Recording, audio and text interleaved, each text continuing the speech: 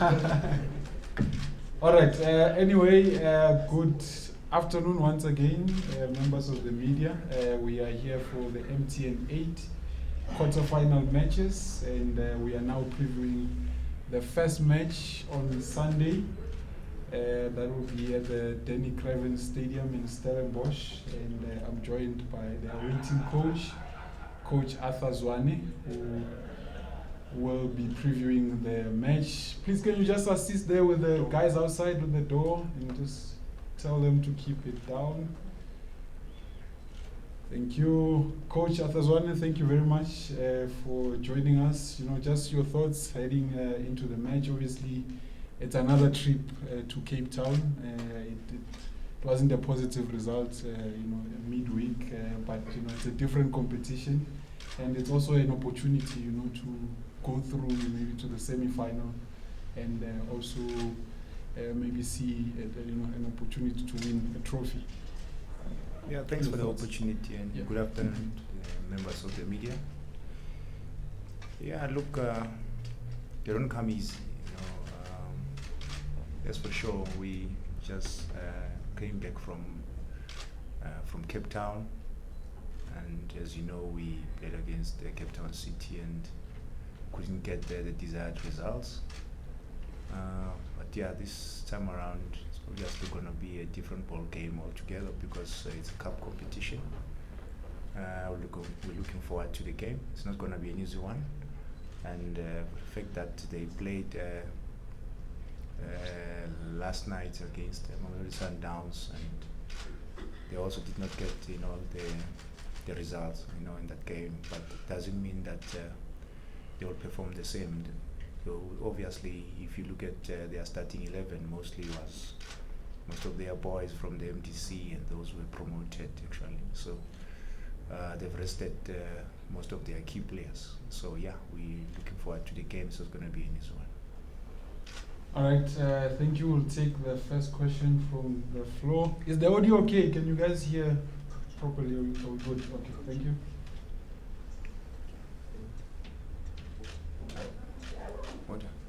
All right, let's take the question. VOW FM. Coach Kamkhelo Mkhale, VOW FM Sports. I'm looking at the pattern: lose, win, lose, win, lose. So what are we anticipating this coming Saturday against Stellenbosch FC? Well, as I said last week, I said the games are coming thick and fast, and unfortunately from our side, as a team that is trying to strike a balance in terms of how we want to play, we getting injuries, suspensions, so it's obviously tempered with the planning going forward. But it's part of the game. We're not complaining about it.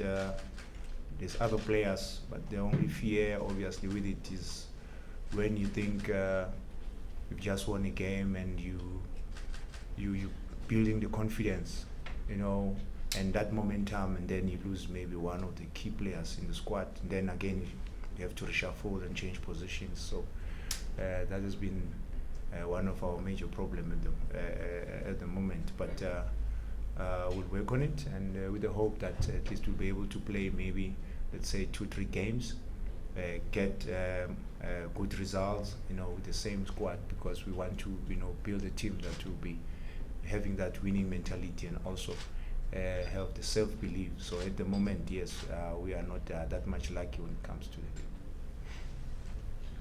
All right, let's move along. Let's give Temple the chance. Thanks. Coach, the MTN 8 is obviously a short-term route to immediately winning a cup competition. Does that also play in your mind, knowing obviously the situation of going so many seasons without a trophy, whilst you are still trying to find the right combinations within the team? Thank you, sir. I think MTN presents us with the opportunity, obviously, like you're saying, short. You only play about 4 games, if I'm not mistaken, for you to get to the final. Actually, the final is the 4th one. So I don't want us to view it, that way. From the team, the players, and the technical staff. We take one game at a time. We respect Stellenbosch, and as I said earlier on, it's not going to be an easy one. They also want to go through to the semi-finals. So we'll give our utmost best with the hope that we'll be, we can get, positive results, and that will help also to build, the momentum that I'm talking about, which is key for us. If we can win one game and be able to use the very same squad, to the next game, then that will be good for us going forward. Yeah. Karabo? Thank you. Good afternoon, Coach. I think, in no uncertain terms, this is going to be a very, very big game, considering the loss over 48 hours ago, and that this gives you an opportunity to go into the semi-final. What exactly is the conversation within the club? And secondly, Coach, one of the most experienced players is not playing at the club at the moment, Itumeleng Khune. You've already answered that, but personally, have you spoken to him 1v1 in your office and just tried to maybe motivate him to work much more harder, ways mindset? Because obviously it's not easy not playing, and this is a World Cup goalkeeper as well. Thank you. Yeah, you know what's key when you're dealing with individuals. Firstly, you have to look at his, his mental state. That's one. Is he physically and mentally ready? Psychologically ready to go out there and give his best. Yes, Itu's been doing well at training, but he's in a program, and the program that is in, we still obviously pushing him to be ready, to play at the highest level. Because should we throw him into the deep end, yes, he's got experience, he can help, but we need a fit Itu, a focus Itu that we know that when he's in there, he's going to add value. Otherwise, we're going to throw him in with the hope that we need his experience. But if he's not physically ready, then it might also, count against him and haunt the team going forward. So we protect all the players, not only Itu. Yes, maybe right now the question is about Itu, but all the players, we treat them the same. We're trying to make sure that they're all ready, and as we could see, when you look at the way we want to play, it demands. It takes a lot from our players, and our boys, they've responded positively. Yes, the results haven't been forthcoming, but we try to give everyone a fair chance. And when Itu is ready to play, definitely he'll be given the opportunity to play, because we know we need his experience, but we want him to be ready to compete. Mahlatsi? Good morning, Coach. Yes. Last night we spoke to Coach Steve Buckett. He made a remark that Sundowns, because of the depth and the quality they have, and also he said that to a lesser extent that the teams that are challenging Sundowns, he doesn't think that they've done enough in terms of recruitment to compete with Sundowns. Do you share that sentiment, and also say Sundowns will easily win this league? I'll beg to differ on that one. Yes, Mamelodi Sundowns, they've been doing very well. But when you look at why Mamelodi Sundowns is doing very well, there is a way of playing that was started maybe 10 years ago, if I'm not mistaken. But by who? By Coach Pizzo, who left, and when he left, there was continuity. So you cannot say the same with other teams. That's a huge difference when it comes to that. And that is why it's easy for them, because they've got identity. Whoever that they bring in, they must have obviously, profiled him, properly. Then that is why all the players most of the players that are bought by Sundowns, they just go in jail, quickly. Why?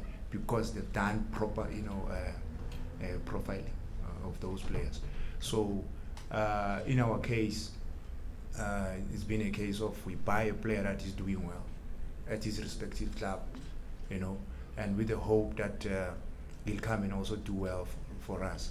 But only to find out he'll take time to gel, because the style of play that made him shine where he comes from, is not the same. And the coaching style also might differ. So that's what we have to do first before we can think about, obviously, winning consistently. Because if you don't have identity, if you don't know how you're going to win games, you're gonna win one game and win the second game and think you have arrived, or you think you're on the right track, and going forward you lose games and you have no answers. But if you have the way of playing, you know, this is what I want to achieve. It might take some time, and it took them obviously a lot of time. At one stage, Coach Pitso, I think he mentioned that last week when we had a press conference at SAFA, you know, but at one stage it was difficult for him as well. So I'm in the same situation, but I'm not gonna obviously, that doesn't put fear in my heart, because we have a plan as a club, and that plan, we are not going to, you know, lose focus because of maybe at the moment the results are not going our way. What is key right now is to build a very strong foundation, of which we've done that, and we're taking one step at things, you know, one step at a time, and we'll get there very soon. All right, before Temba, my brother, can we just get another microphone just to cater for the people at the back? In the meantime, Temba, you can shoot. Temba Shabana, Joseph from Sports. Coach, the biggest, you know, subject rather that has been discussed about Kaizer Chiefs has been Siyabonga Ngezana. You've been openly criticized for preferring him to play. And even in the last match, I mean, we saw him coming in, even Kaizer Chiefs fans were booing him. Where does that sit with you, and what is your conversation with Ngezana around such situations? It boils down to one thing, it's about leadership. You know, I'm given the responsibility to lead the team. I know each and every player, their weaknesses and strengths and their challenges. So in Sia's case, yes, he made a huge blunder, you know, against Mamelodi Sundowns. Actually, 2 blunders, you know, that made us, you know, drop points there. But as a leader, I'm supposed to kill the young man because of that. And how many other players, not only the Kaizer Chiefs, you know, how many other players that made huge mistakes that were costly, and they came back very strong and did very well, you know, for themselves. So it's not only Sia that made a mistake. Yes, unfortunately, he was the only player that people could see that, you know, he could have done better, maybe to clear the ball, to pass the ball properly or whatever.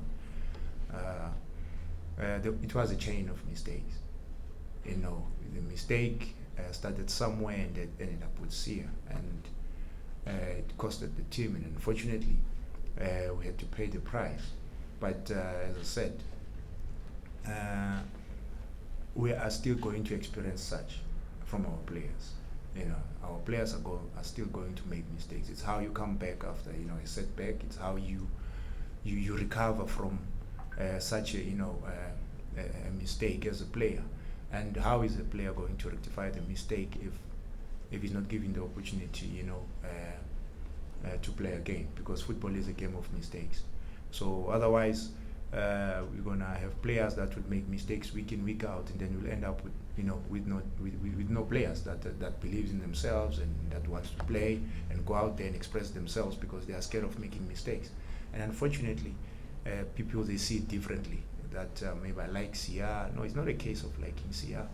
It's a case of the structure, trying to build something that is solid, something trying to help each and every player that is part of Kaizer Chiefs at the moment. So yes, for the past 2 games, even me, I can see, I think it affected him, you know, mentally now, and we're trying to help him, you know, because the team obviously has always been there for the players, helping them psychologically. So he's gonna be fine. He's gonna be fine. It's not only him. Even all the players, you know, they feel the pressure of playing for Kaizer Chiefs. Even the new players, you know, in the setup, they are feeling it now. So it's when now I have to come in as a leader, you know, a person who's been there, who understand how it's like, you know, when in a situation like this. So I'm not gonna, you know, go to training and there with the negative energy. I'm gonna go there and remain positive all the time, so that they can see that our leader, you know, he wants us to get things right, and I believe in them, and all of them, they will get it right at some point. Coach. All right. Haven't yeah. Well, I'm gonna go to. You didn't raise your hand. You just took the mic. Vuyo there, Power FM. Vuyo, yeah, you can go. Good afternoon, Coach. Coach, Afternoon, sir. coming to this, of course, carrying similar attributes coming from the loss this week. But watching last night's game, just how much do you pick up as sort of the weaknesses that you can counter on? And then watching back as you were reading the game, that sort of gave you confidence that you could just get over them this weekend from those weaknesses? To be quite honest, I wouldn't judge Stellenbosch, team based on how they performed, yesterday against Sundowns. As I said earlier on, that when you look at the team that played against Mamelodi Sundowns, you could see they wanted to rest some of their key players, for the game, and of which makes a lot of sense. They want them to be fresh because they want to, go to the next stage. So it's in terms of the approach, it's totally going to be different. So, and it's not only against them. I mean, you look at many other teams when they play against Kaizer Chiefs. That's why it's difficult. They change their approach altogether. When they play against other teams, their approach is slightly different. When they come to us, they're energetic. Their approach is different, and the mentality as well. So we just have to obviously deal with whatever that they will come with on the day of the game. All right, since you already have the mic, Angelo can go. Next up will be Mazola. Coach, Coach, earlier on you said you understand the strengths and the weaknesses of the players, and coming from and backlash from the fans about Siyabonga Ngezana, but there's also Okigedoli and come up with it who haven't been at their best so far.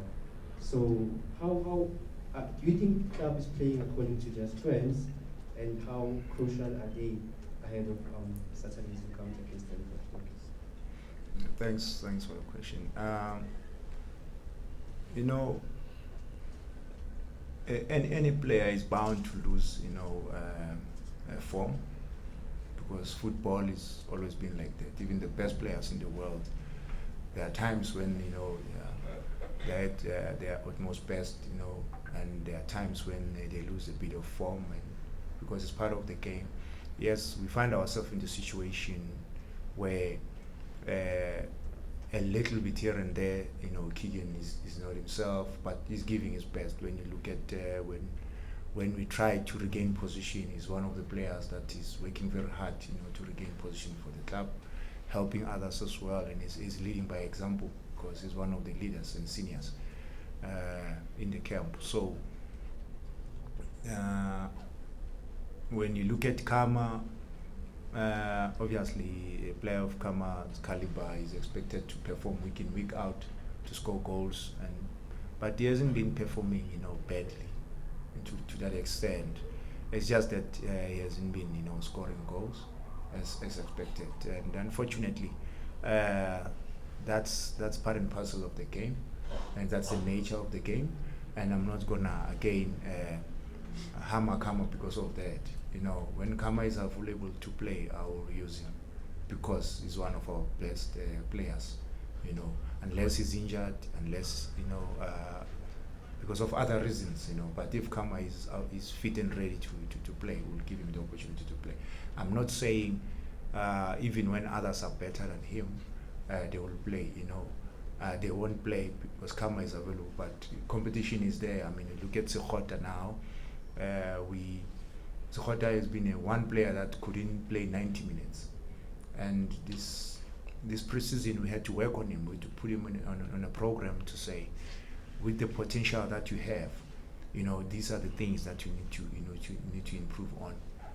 And he's been working very hard, very hard, and he responded positively. And you can see now he's a player that can play for 90 minutes, and I'm happy for him, and I'm also proud that we can, help a young star to also realize his dream. And when you look at Sekota, he can win, and he's one of our match winners now of late. And that means we treat the players the same, not only Sekota. So all the players, we put them in a program like I alluded earlier on about Itu. So until we get it right with everyone on the same boat, then I have no doubt, I think we'll hit the ground running. Right, Mazola from the National Broadcast. Coach, you speak about a solid structure. How do you strike a balance between making the club fans also understand what you're trying to do instead of, I think Rusty used to use the word 2-minute noodle mentality, where they want results quickly, but you're trying to build something and trying to also emphasize that it's important to win trophies as well. Thanks for the question.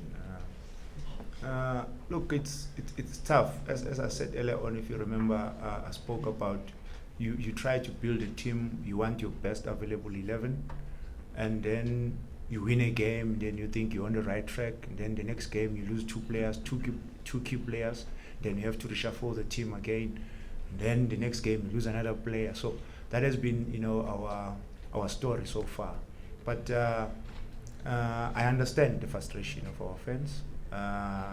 We have, in the past we have this culture of winning, and we promise that at one stage we will make them happy, and we're getting closer to that. But first we have to build a very strong a foundation that will strike that balance of winning and also be able to performing, very well. Because at some point you will win, and because you are chasing, after the results, but you are not playing well, then it becomes that habit. Then come end of the season, when you look back, you realize that there's a lot of things that you did not do, that you could have done, differently, or, but that time is wasted already. So we're avoiding that, and we know that we're not gonna cover everything, at once and fix everything, at the same time. But what is key right now is to make sure that the foundation is strong, and that foundation, when it's solid, then it will be easy for us going forward to say, even when we want to bring in players, there will be that foundation, or the profiling of players will make life easy in terms of the style of play, to say we want that player and that player and that player. You won't just bring in a player because he's doing very well for his respective team at that moment. So that's what we're trying to do. But I have no doubt, as soon as we get into the groove, and as soon as the players settled, some of them, as soon as we have everyone available with less injuries and suspension, I think suspensions, and then I think we'll get it right. I have no doubt. I'm positive about it. And even the boys, we can't allow the situation right now to overshadow, what we are doing right, because of the results. We are blowing hot and cold in terms of getting the results. We know that we're on the right track, and we'll get it right very, very soon. Can you so quick one? Thank you very much, Katuani. Coach, it's Kaizer from Sport 24. Quick one, as per Katuani's instruction. How are the players dealing with the pressure of not winning trophies? I mean, the squad has evolved significantly since the last time Chiefs have won a trophy, but the fact remains that Chiefs haven't won a trophy. So how are the players dealing with the pressure? To be quite honest, we've done a lot of inductions. We've done a lot of 1v1, discussing with players, trying to help them to settle in quickly, more especially those who are new into the setup. And we obviously have players who've been part and parcel of the club, and even those players, unfortunately, they've been part of the team, but we haven't been winning. So you want to change that mentality, of just understanding not winning games or winning cups. So we're trying to help them to see where they are, and they must also have goals, individual goals, let alone that we want to have a collective goal as a club, like a common goal in terms of making sure that we reach where we want to, but at the end of the day is some of the players will respond quicker, some will take time, some when the going gets tough, they will want to hide. Some you think maybe they're good enough to be here, and when we find ourselves in this situation, the fake injuries, it's not for the first time. It happened before, many years. Even when I was a player, it happened at Kaizer Chiefs. Good players, they will come to Kaizer Chiefs, and some they will fake injuries, some they will choose games. So that's the mentality we try to do away with, and Yes, so far we have, I think we've assembled a very, very good squad of young players and senior players. We've got the balance in it, and the only thing that we just need to do is to make sure that we do things the right way to help each and every player that is part and parcel of the team. And as I said, the boys have responded positively, and we're not gonna start shaking and losing the focus because of we're not getting the results. The results will come very soon. Okay, last two quick questions. One, Velile and Lorenz will have the last one. Quickly. Yeah, I see there's still more hands, but we've run out of time, guys. Yeah. Unfortunately. Just two quick questions. Okay. Okay. I will relinquish. Okay. Please, thank you. Okay. I think let me just ask about what everyone is looking for. In terms of your injury updates, coach, how are you looking? Because that space has dealt you badly in recent matches, and also the status of your work permit applications as well. Yeah, thanks, Pravi. Yeah, look, we still don't have a few of our key players like Ashley. Reeve as well, he might not be available. We're waiting for the medical team to give us the report about him. We're training now at 3 o'clock, so I'll get the report about Reeve as to whether he's going to be available or not. Who else is not available? I'm trying to think. There's so much going on in my head right now. Yeah. So yeah. No, Stebe, I think is going to be available. Yeah, I think in Steve's case, it was because of too much loading, and that is why even look at some other games, I had to substitute him because we had to manage him. So Steve is available, yeah, and it's Reeve and Ashley. I think most of the guys, except for those that we are waiting for their work permit, with the hope that maybe we can, if possible, maybe tomorrow, and then it will be much better for us because at least we'll be able to strike the balance that we want, and also help the players that have been playing week in week out actually, because the games have been coming thick and fast. So at some point we wanted to rest Keegan, we wanted to rest Kama, but it was always going to be difficult because those are two of our key players to help the youngsters as well, because if you're going to throw the youngsters into the deep end, and it's going to be a make or break situation, and that's not what we want. We can rather introduce them like we are doing with Mtutuzi when we are leading 2-0, and when maybe it's last 15 minutes of the game, we know we can manage the game, then we can bring in Mtutuzi, we can bring in many others, because that's the right way to do it. All right, Lorenz says he's covered, so Matlati, you'll have your follow-up quickly, please.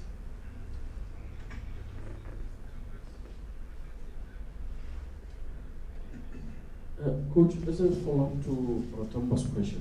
I'm asking the one about Ngezana. Yeah. Around the world, there's this thing that athletes are suffering under mental health. It's quite a serious issue. Yeah. And I see in Ngezana's case, they've gone up they've dug up that video of the philosophy story and all those things. And these things really gets to these guys. Yeah. Are you guys as a club internally maybe will look at a situation where he can get professional help, and also do you think that we take this mental health issue seriously in this country? Thanks, big man, for the question. Yes, I think I've mentioned it earlier on that we have a team of psychologists, that we work with. And I think Sia will get help, but not only Sia, all the players that we have, because they are under stress, more especially when the results are not coming. Even when we are winning games, they still need to be managed, and we need those people, to make sure that, they help them to keep their feet on the ground, and also understand that football is a 24-hour professional, a game. You have to conduct yourself properly. you know, people, as we say, people are not happy, and sometimes you go to, you know, to shopping, and people, they say things that you wouldn't want to hear, and it's how you respond, you know. But if you get that professional help all the time, you'll know how to conduct yourself, because they don't say these things because of the haters. They say these things because of out of frustration, simply because they love the team and they want to see the team doing well. All right, thank you very much, Coach. We're going to end it here. All the best for Sunday. Thank you so much.